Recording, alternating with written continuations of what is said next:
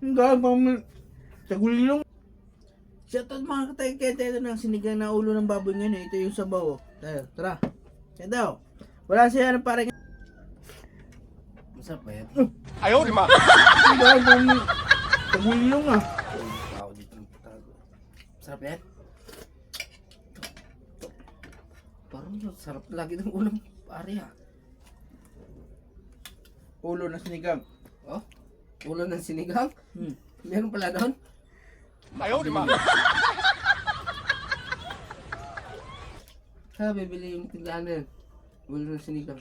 Palengke, siyempre. Tama, nabili yan. Hindi ba ulo ng baboy yan o?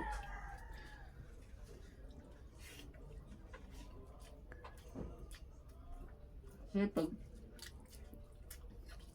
bumibili ako ng sinigang eh, dahil sapak lang yun eh. Hindi man, wala namang ulo sa sinigang dun eh. Luto ng ulo ng sinigang ng baboy. Ayusin mo. Okay. Hindi ulo ng sinigang, wala naman ito na bibili nun eh.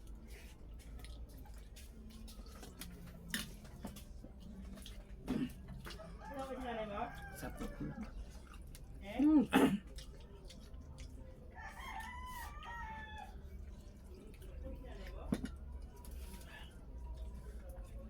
So, hindi naman ako. Sige, wait no? Oh, ano na? Uy, Eh? Uy mo yan. Kumain ka lang, uy. Wala mo lang sa bahay. Tira mo lang sa akin. Kahit yung buto na lang.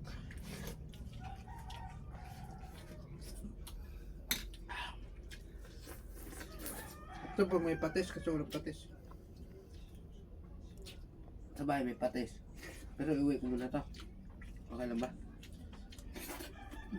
Mainit.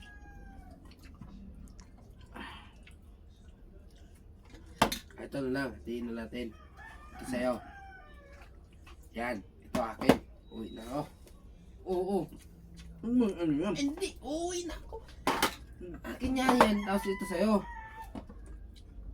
Ayop pa.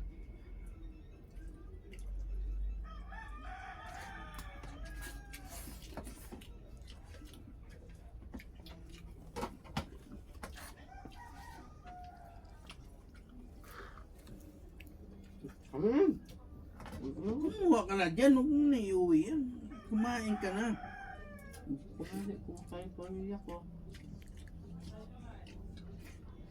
Kumakain ka pala ng kamatis, Loy.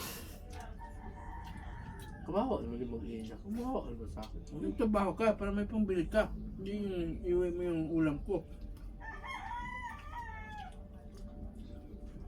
Pangukuan mo ako kanina eh. Bibili ka ng ulo tapos eh, bibigyan mo sa akin tapos eh, ngayon mo ah.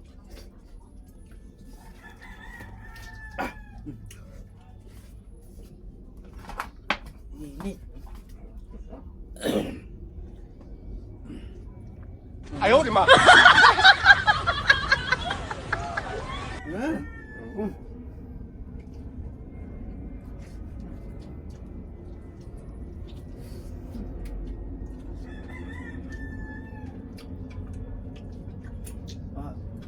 Pasoy. Ano?